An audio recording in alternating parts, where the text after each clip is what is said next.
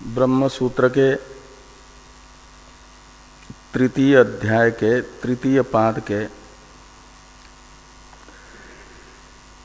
20वें अधिकरण तक हम लोग चर्चा पहले कर चुके हैं। अभी चर्चा प्रारंभ होनी है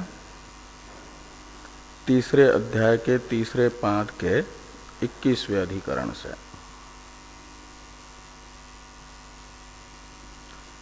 तीसरे पाद का सूत्र है 34वां, अधिकरण है 21वां।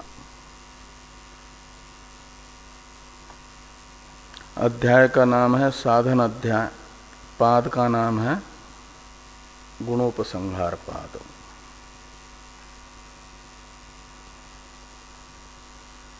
प्रथम अध्याय को समन्वय अध्याय कहते हैं, इसलिए कि प्रथम अध्याय के 4 पादों में समस्त ज्ञान कांड का परम तात्पर्य एकमेवा द्वितीय ब्रह्म में ही समन्वय अध्याय के द्वारा बताया गया है।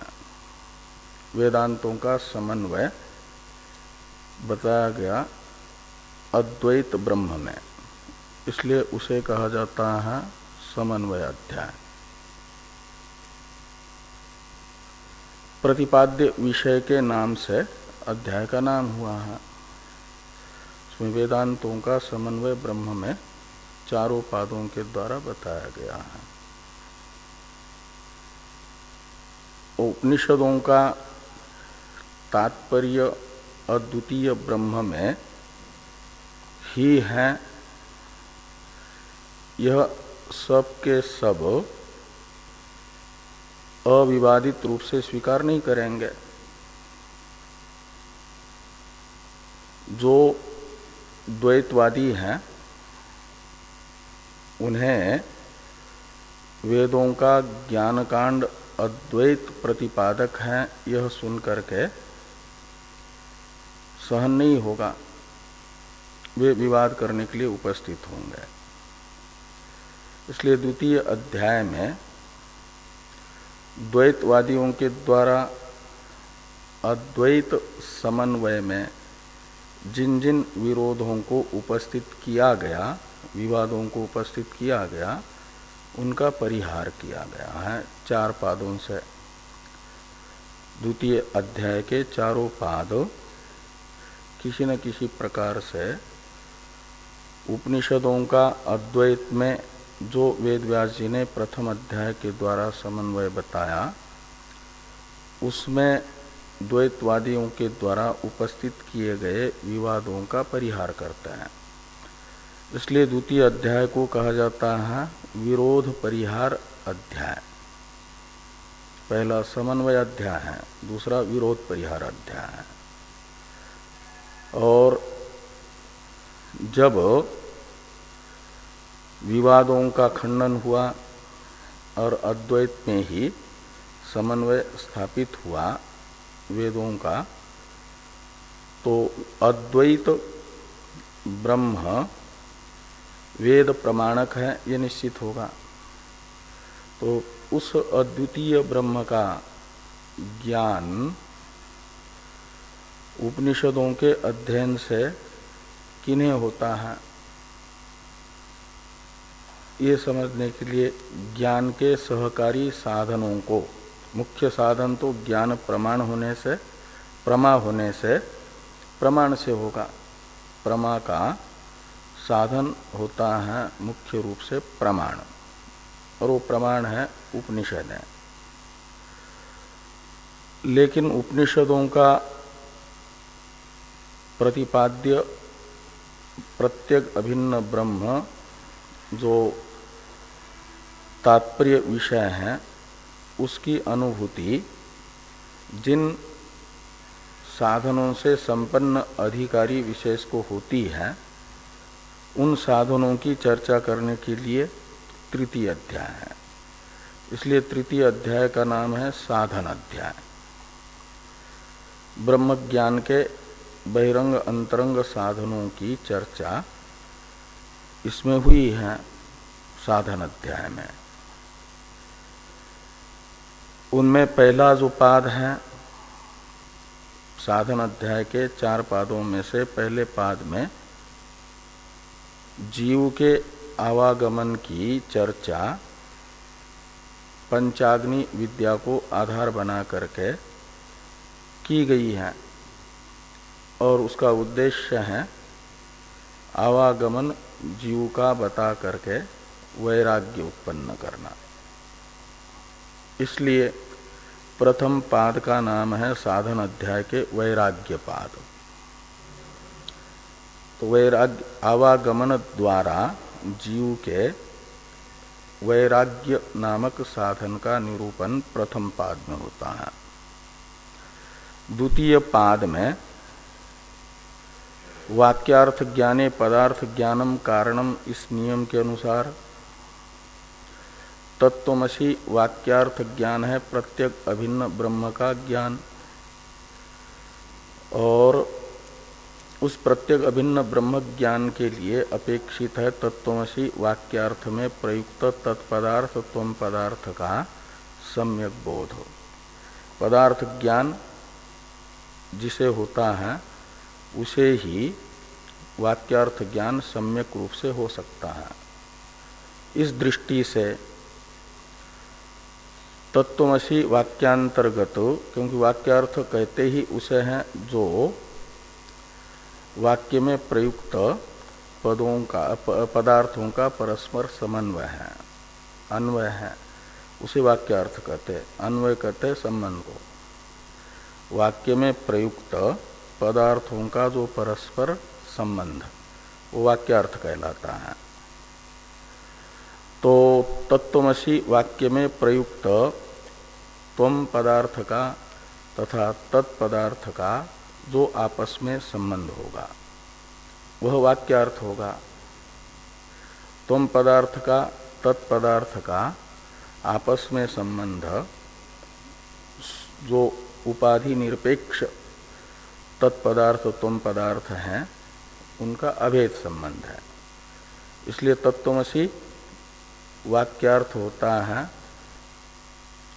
तो त्वम पदार्थ तत्पदार्थ का अभेद, ऐक्य, एकत्व।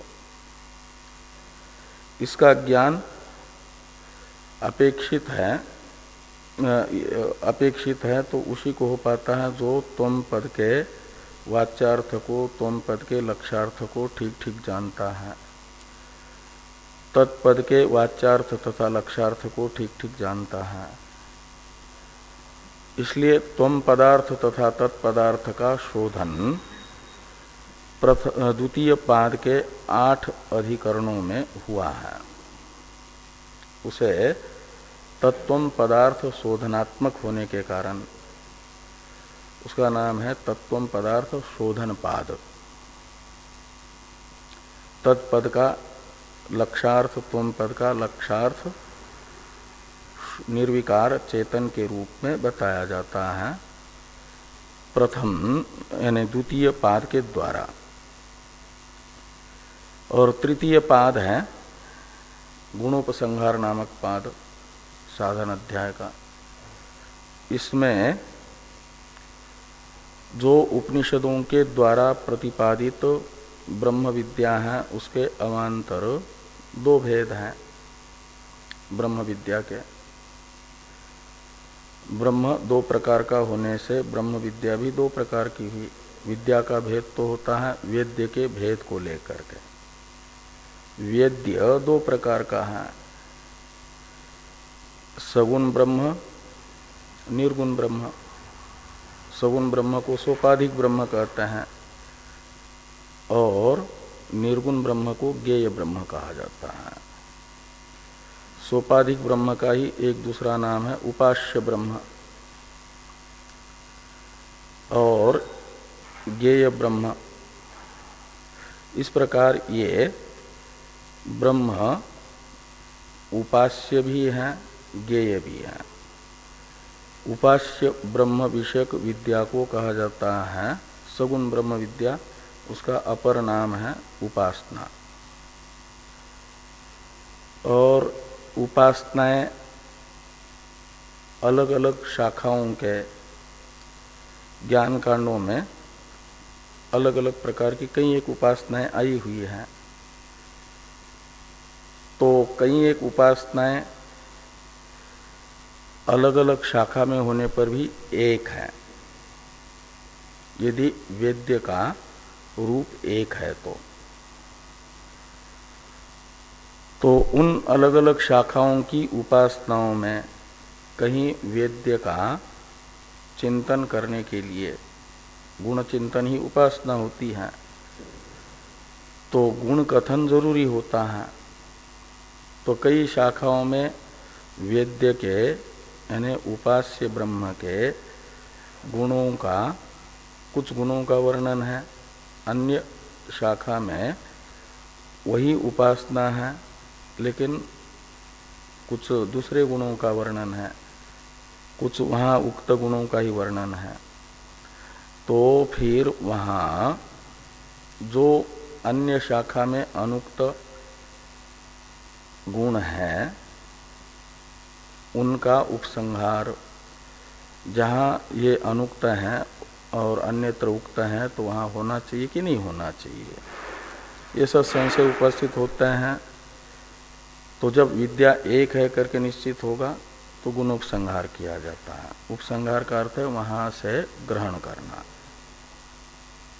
जहाँ कहे गए हैं उस प्रकरण से शाखांतर से भी। यदि उपासना एक है तो उपासना का अर्थ ही होता है उपास्य के गुणों का चिंतन। तो गुणों का चिंतन जितनी उस शाखा में गुणों का कथन है उतने गुणों का कथन न करके अन्य शाखास्थ गुणों को भी उपास्य में ग्रहण करके उन सब का चिंतन, ये उपासना कहलाएगी। क्योंकि ज्ञेय ब्रह्म का साक्षात्कार आत्म रूप से कृतोपास्ति जो होता है मनुष्य उसे ही होता है। अकृत उपास्ति मनुष्य को ज्ञेय ब्रह्म का साक्षात्कार नहीं होता आत्म रूप से। इसके लिए बहुत जरूरी है उपासना भी, और उपासना में फिर उपास्य का स्वरूप निर्धारण करना जरूरी है ना। गुण चिंतन उपास्य का करना है तो कौन से गुण हैं, अपने मन से ही वैदिक उपासनाओं में गुणों का चिंतन नहीं किया जाता उपास्य के। ब्रह्म तो असंख्य गुण वाला है, सब गुणों का चिंतन एक ही उपासना में नहीं किया जाता। हम जो उपासना कर रहे हैं उपनिषदों के द्वारा प्रतिपादित अनेकों प्रकार की उपासनाओं में से उस उपासना के प्रकरण में जितने गुण बताए हैं और वही उपासना अन्य शाखा में भी है, और वहाँ पर जो बताए हैं यहाँ नहीं बताए, उन सबको ले करके उतनों का मात्र चिंतन जैसा बताया है उपनिषदों ने वैसा करने का नाम होता है वैदिक औपनिषद उपासना करना। और वो उपासना करता है उपासक तो उससे ज्ञेय ब्रह्म का आत्म रूप से साक्षात्कार की योग्यता आ जाती है। उस दृष्टि से एक प्रकार से तत्वमसि वाक्यार्थ अनुभूति के साधनभूत सगुण उपासनाओं का यहाँ पर स्वरूप निर्धारण किया जा रहा है। और ज्ञेय ब्रह्म की भी विद्याएं ज्ञेय ब्रह्म एक रस होने के कारण विद्या में कोई भेद नहीं होता। ये सगुण ब्रह्म की उपासनाएं तो गुण भेद को लेकर के अनेकों प्रकार की हो जाती हैं, इसलिए सगुण ब्रह्म विद्या तो अनेक है और ज्ञेय ब्रह्म विद्या एक है। चाहे वो ज्ञेय ब्रह्म का आत्मरूप से साक्षात्कार हिरण्यगर्भ को हो या मनुष्य साधना करते करते योग्यता प्राप्त करके निर्गुण का आत्मरूप से साक्षात्कार प्राप्त कर लें। दोनों में जब ज्ञेय ब्रह्म का आत्मरूप से साक्षात्कार होगा तो ज्ञान में कोई अंतर नहीं होगा। ज्ञान में अंतर करने वाला तो होता है विषय ज्ञान का, और विषय है ज्ञेय ब्रह्म, वो निर्विशेष है, उसमें कोई भेद नहीं है, एक रस है, एक रूप है। इसलिए वह चाहे मनुष्यों को ब्रह्म ज्ञान हो, ऋषियों को हो, देवताओं को हो या हिरण्यगर्भ को हो, ब्रह्म ज्ञान एक जैसा होता है। ब्रह्म ज्ञान में कोई अंतर नहीं होता, एक रस होता है ब्रह्म ज्ञान। वह ब्रह्म ज्ञान उपनिषदों के द्वारा प्रतिपादित है, ज्ञेय ब्रह्म का स्वरूप। ज्ञेय ब्रह्म विद्या ही है सद विद्या भी, भूमा विद्या भी और प्रजापति विद्या भी, लेकिन शब्द अलग अलग है वहां पर, शब्दांतर है, अर्थांतर नहीं है। एक ही अर्थ को बताने के लिए उद्दालक जी ने अपने प्रिय पुत्र भी और शिष्य भी श्वेत केतु के लिए जिन शब्दों का प्रयोग किया है उस शब्दातीत ब्रह्म को लक्षित कराने के लिए, ज्ञेय ब्रह्म को लक्षित कराने के लिए, उसी ज्ञेय ब्रह्म का नारद जी को भूमा विद्या में सनत कुमार जी ने ज्ञान कराया है और उसे भूमा शब्द से लक्षित कराया है। और इंद्र को प्रजापति ने परम ज्योति के रूप में बताया है। पहले ये स्वक्षिणी पुरुषो दृश्यते, ये सात्मा इत्यादि कह करके वो उपदेश किया, और वही एस संप्रसाद अस्मा शरीरा समुत्थाय परम ज्योति उपसंपद्य स्वेन रूपेण अभिनिष्पद्यते स उत्तमः पुरुष इत्यादि शब्दों से लक्षित कराया है। वो प्रजापति विद्या है। एक ही तत्व का मय के रूप में बोध श्वेत केतु को हुआ, नारद जी को हुआ, इंद्र को हुआ, लेकिन शब्द एक नहीं है।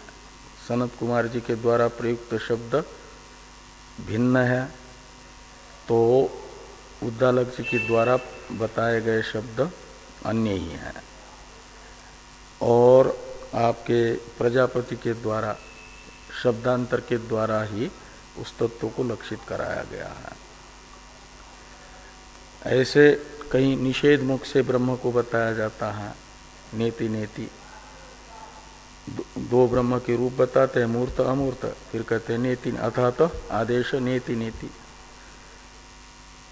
अक्षर गार्गी ब्राह्मण में जो अक्षर विद्या आती है, मुंडक की जो अक्षर विद्या है एक ही है, लेकिन वहाँ जो है शब्द अलग अलग है, अस्थूलम, अणाणु, अदृश्यम इत्यादि निषेध मुख से जो बताए गए हैं, तो वो सब शब्दों का सर्वत्र सभी शब्दों का उपसंहार करना चाहिए या नहीं करना चाहिए, ये ब्रह्म विद्या के विषय में भी संशय होते हैं। तो ये कहा जाता है कि साधक की योग्यता के अनुसार उन सब शब्दों का वह उपसंहार कर सकता है जितने शब्दों का उपसंहार करने से शब्दातीत ब्रह्म का वह मय के रूप में ग्रहण कर सके। निर्गुण विद्याओं के इसमें भी ये निर्णय इसमें आया। तो इस प्रकार ये सगुण ब्रह्म विद्या के स्वरूप का भी निर्धारण करता है, तो निर्गुण ब्रह्म विद्या के स्वरूप का भी निर्धारण ये पाद करता है। इसलिए इसका नाम है गुणोपसंहार। इसमें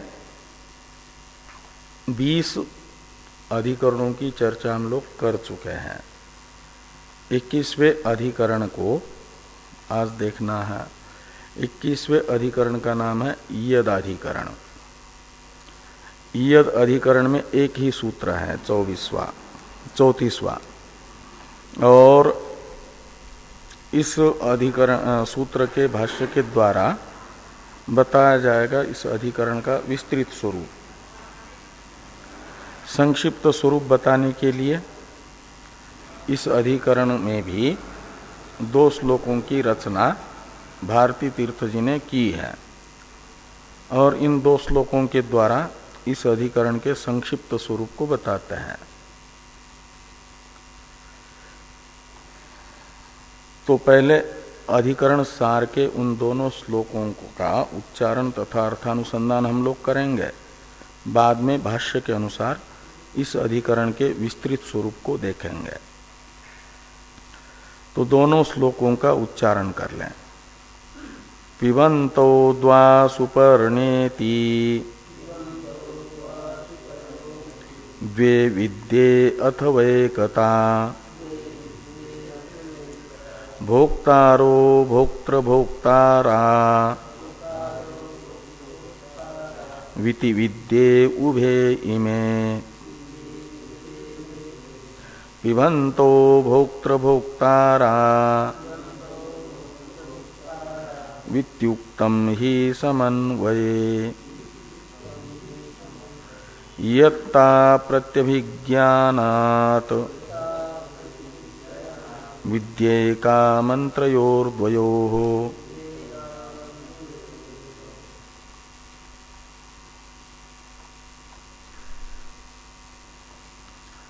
तो एक 2 मंत्र हैं एक जैसे बड़े प्रसिद्ध, एक कठोपनिषद में है, एक मुंडक तथा श्वेताश्वेतर उपनिषद में है। मुंडक तथा श्वेताश्वेतर दोनों उपनिषदों में आने वाला मंत्र है द्वा सुपर्णा सयुजा सखाया समानम वृक्षम परिसस्वजाते तयोरन्य पिप्पलम स्वादु अत्ति अनश्नन अन्यो अभिचाकशीति।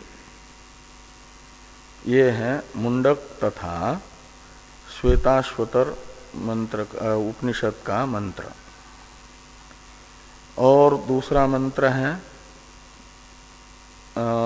कठोपनिषद का ऋतम पिबंतो सुकृतस्य लोके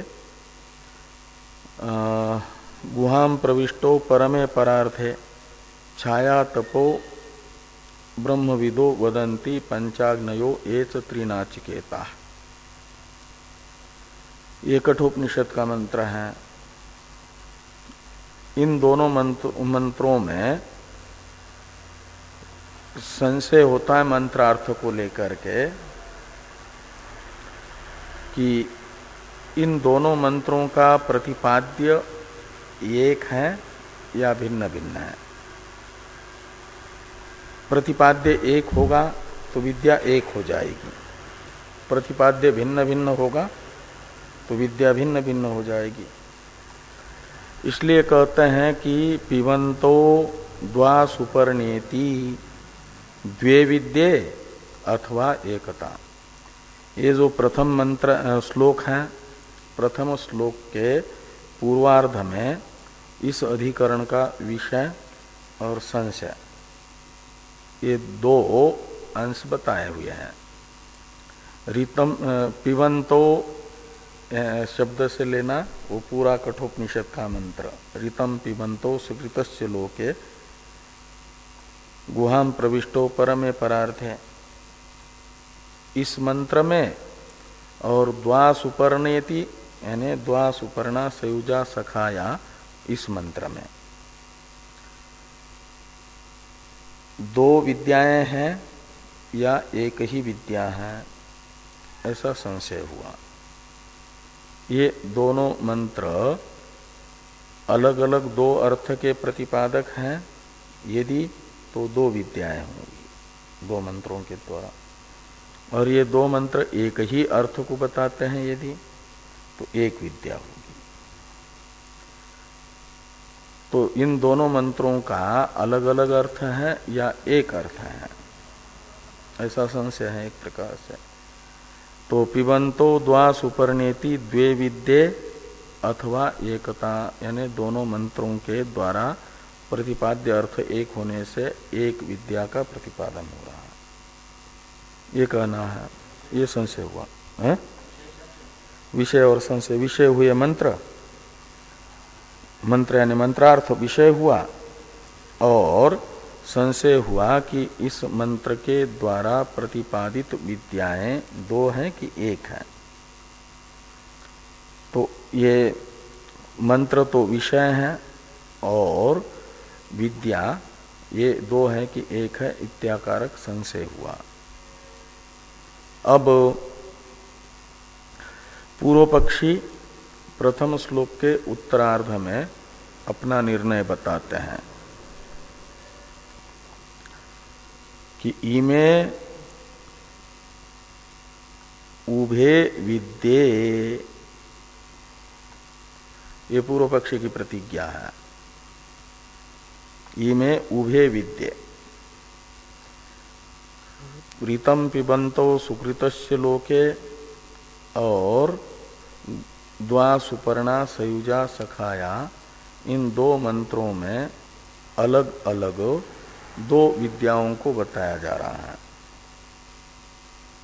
इन दो मंत्रों के द्वारा प्रतिपादित एक ही विद्या नहीं, दो विद्याएं हैं, ये पूर्व पक्षी कह रहे हैं। इमे यानी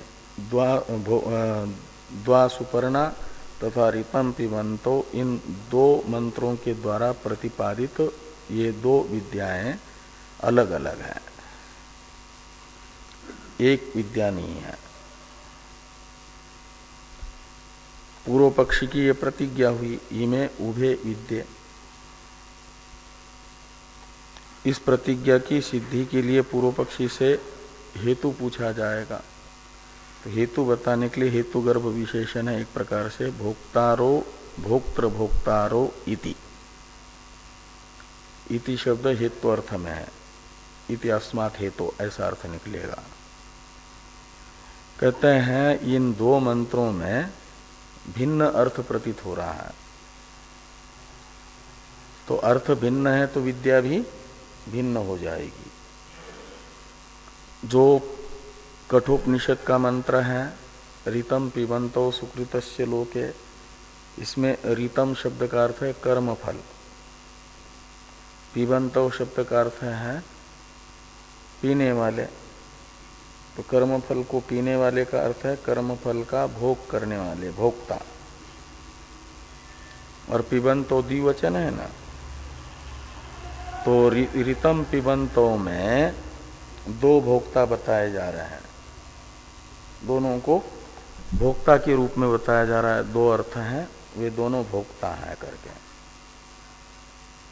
और द्वा सुपर्णा सयुजा सखाया, इसमें दो पदार्थ तो बताए गए, दो पक्षी, लेकिन उनमें से कहा गया उत्तरार्ध में तयोरन्य पिप्पलम स्वादुअत्ति अनश्नन्यो अभिचाकशीति में कहा जा रहा है कि जो दो पक्षी हैं एक पेड़ पर बैठे हुए, उनमें से पिप्पल का अर्थ है उस पेड़ पर लगे हुए फल।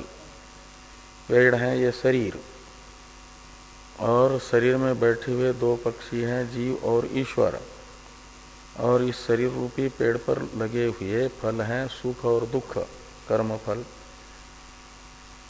और उसका स्वाद लेकर के भोग करता है, स्वादुअत्ति, कर्म फल का यानी सुख दुख का अनुभव करता है। ये एक पक्षी, जीव रूपी पक्षी। और अनशनन अन्यो अभिचाकशीति, और अनशन करता हुआ यानी कर्म फल का भोग किए बिना केवल देखता रहता है साक्षी बन करके दूसरा। ये तो द्वा सुपर्णा सयुजा सखाया, इसमें एक को भोक्ता एक को अभोक्ता बताया गया। और ऋतम पिबंतों में दोनों को भी भोक्ता के रूप में बताया जा रहा है। तो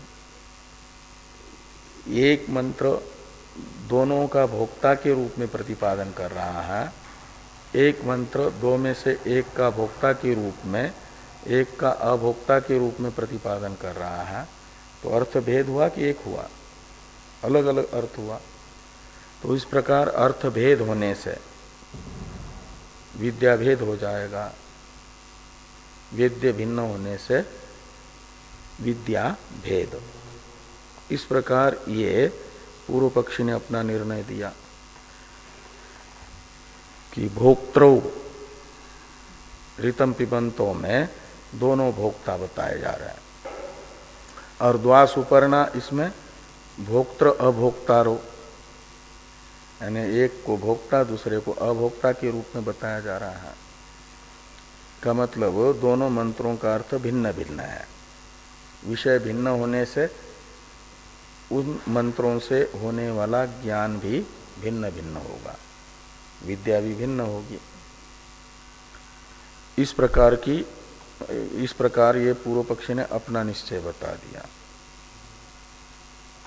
अब सिद्धांत बताया जा रहा है द्वितीय श्लोक से। पिबंतो भोक्तृ भोक्तारो इति उक्तम ही समन्वये यता प्रतिभिज्ञानात् विद्येका मंत्रयोर्द्वयो। सिद्धांत की प्रतिज्ञा है दूसरे श्लोक के चौथे पाद में। द्वयो मंत्रयो हो विद्या एका, ये सिद्धांति की प्रतिज्ञा है। दोनों मंत्रों में दो मंत्र हैं, ऋतम पिबंतो सुकृतस्य लोके और द्वासुपर्णा सयुजा सखाया।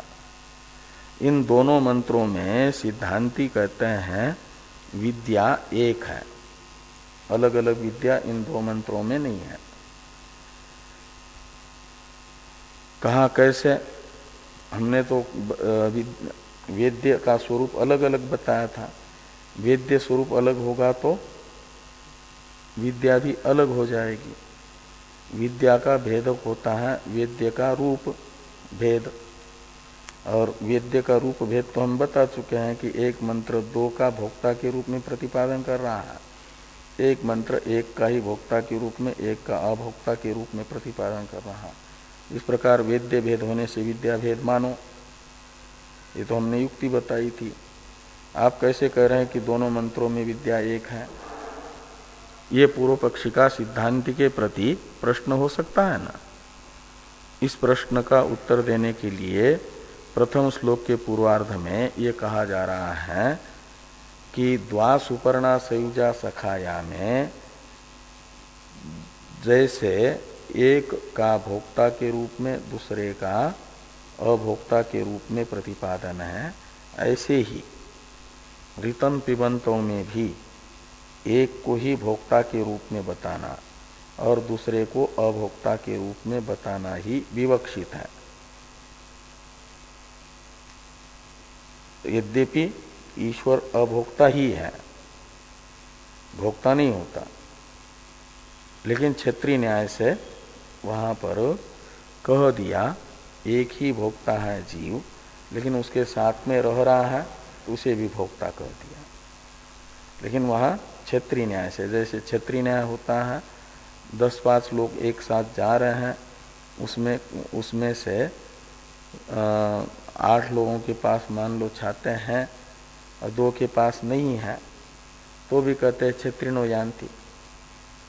तो यान्ति क्रियापद के साथ तो यान्ति यानी गच्छन्ति, अन्वय तो जो बाकी 2 है बिना छाते वाले उनका भी अन्वय है, लेकिन छाता तो है नहीं उनके पास। तो क्षेत्रिणः ये पद छाते वालों के साथ रहने के कारण अछाते यानी जिनके पास छाते नहीं है उनका भी ग्रहण कर रहा है। ऐसे ही भोक्ता के साथ हमेशा रहता है ये ईश्वर, कभी साथ छोड़ता है कि नहीं भोक्ता का? कभी नहीं छोड़ता, हमेशा रहता है। इसलिए भोक्ता के साथ रहने के कारण क्षेत्रीय न्याय से उसे भी कठोपनिषद में पिबंत कह दिया कि वो भी। लेकिन वहाँ अभिप्राय जैसा क्षेत्रिनो यान्ति ये वाक्य प्रयोग करने वाले का अभिप्राय सभी के सभी छाता वाले हैं, एक भी बिना छाता वाला है नहीं है, ऐसा कहने में नहीं होता। बिना छाते वाले को भी लक्षित कराता है वो क्षेत्रीय शब्द। ऐसे यहाँ पर पिबंतो शब्द का प्रयोग हुआ है, वो केवल जीव द्वितीय ईश्वर को बताने के लिए मात्र, जीव के साथी के रूप में ईश्वर को बताने के लिए। इस अभिप्राय से यहाँ पर द्वितीय श्लोक के पूर्वार्ध में लिखते हैं पिबंतो इति, ये भोक्तृ भोक्तारो है ना, यहाँ पर इति शब्द वो पिबंतो के पास लेना। पिबंतो इति यानी ऋतम पिबंतो, इस मंत्र में पिबंतो इस शब्द से भी द्वा सुपर्णा में जैसे भोक्ता और अभोक्ता दो विवक्षित हैं, ऐसे पिबंतो शब्द से भी दोनों की विवक्षा है।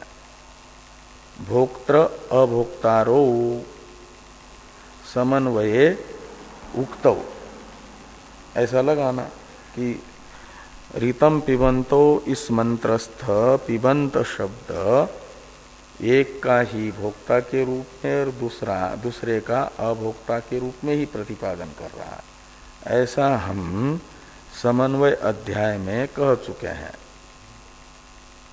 समन्वय अध्याय है प्रथम अध्याय, और प्रथम अध्याय के दूसरे पाद के तीसरे अधिकरण में गुहा प्रविष्टा अधिकरण आता है, गुहाम प्रविष्टा वात्मानो ही, उसमें ये बात सिद्धांती बता चुके हैं कि ऋतम पिबंतो सुकृतस्य लोके में ऋतम पिबंतो शब्द जीव का ही भोक्ता के रूप में और ईश्वर का अभोक्ता के रूप में कथन करता है। ऐसा हम समन्वय अध्याय के द्वितीय पाद के तृतीय अधिकरण में कह चुके हैं। इसलिए नहीं कहा जा सकता कि वेद्य भेद है। ऋतम पिबंतों में भी एक का ही भोक्ता के रूप में दूसरे का अभोक्ता के रूप में कथन हो रहा है, और द्वा सुपर्णा में तो स्पष्ट रूप से एक का ही भोक्ता के रूप में दूसरे का अभोक्ता के रूप में कथन है ही है। इस प्रकार दोनों मंत्रों में प्रतिपाद्य अर्थ एक ही हुआ, एक का भोक्ता के रूप में दूसरे का अभोक्ता के रूप में कथन, इसलिए वेद्य भेद नहीं हुआ। वेद्य भेद न होने से विद्या भेद नहीं होगा। इस अभिप्राय से यहाँ पर द्वितीय श्लोक का पूर्वार्ध था कि ऋतम पिबंतो भोक्तृ भोक्तारा विति उक्तम ही समन्वय, और विद्या एकत्व में हेतु बताया जा रहा है यत्ता प्रत्यभिज्ञानात्, ये पंचम्यंत हेतु है। पूर्व पक्षी ने जो विद्या भेद साधक हेतु बताया था उसका खंडन हुआ पूर्वार्ध में, और सिद्धांती हेतु बताते हैं विद्या के एकत्व में इयत्ता प्रत्यभिज्ञान को। इयत्ता शब्द का अर्थ है द्वित्व युक्त पदार्थ, तो वहां भी दो पदार्थों का द्वा सुपर्णा संयुजा सखाया में प्रतिपादन हो रहा है, प्रत्यभिज्ञान हो रहा है, और कठोपनिषद में भी दो पदार्थ बताया जा रहा है, एक भोक्ता दूसरा अभोक्ता। दोनों मंत्रों में वे जो भोक्ता अभोक्ता रूप दो पदार्थ हैं उन्हें कहा जाता है इयत्ता, यानी द्वित्व युक्त पदार्थ, द्वित्व युक्त वेद्य का स्वरूप, उसी का प्रत्यभिज्ञान द्वा सुपर्णा में जो पदार्थ है उन्हीं का ऋतम पिबंतों में भी प्रत्यभिज्ञान होने से वहां जिन अर्थों का प्रतिपादन हो रहा है जीव ईश्वर का, उन्हीं जीव ईश्वर का प्रतिपादन ऋतम पिबंतों में भी हो रहा है। ऐसा प्रत्यभिज्ञान होने के कारण वेद्य स्वरूप एक हुआ। वेद्य स्वरूप एक होने से विद्या एक होगी। ये यहाँ पर यत्ता प्रत्यभिज्ञानात् विद्या एका मंत्रयोर्द्वयों में बताया गया। तो इस प्रकार ये जो अधिकरण सार है, अधिकरण सार के दोनों श्लोकों का विचार संपन्न होता है। अब भगवान भाष्यकार विस्तार से इस अधिकरण का स्वरूप बताते हैं। अधिकरण में 5 अंश और कोई कोई लोग कहते हैं 6 अंश होते हैं। 5 अंश तो होते हैं विषय, संशय, पूर्व पक्ष, सिद्धांत और संबंध। इन 5 के साथ एक छठा जोड़ देते हैं फल, तो 6 हो जाते हैं। तो उनमें से पहला है विषय। विषय को बता रहे हैं भाष्यकार भगवान, फिर संशय को बताएंगे, पूर्व पक्ष को बताएंगे, इतना भाष्यकार बताएंगे। सिद्धांत को बताएंगे व्यास जी, ये दामननाथ, और संबंध तथा फल को बताएंगे टीकाकार। इस प्रकार ये 6 अंश इस अधिकरण के होंगे। तो पहले विषय को द्वा सुपर्णा सयुजा सखाया इत्यादि से बताया जा रहा है। इस पर हम लोग चर्चा कितने बजे से कितने बजे तक है? 3 से 4। कल क्या है? तो कल भी करेंगे, परसों नहीं होगा, प्रतिपदा को नहीं होगा। तो कल करेंगे। अभी तो 1 मिनट बाकी है मात्र। कल भाष्य की शुरुआत होगी।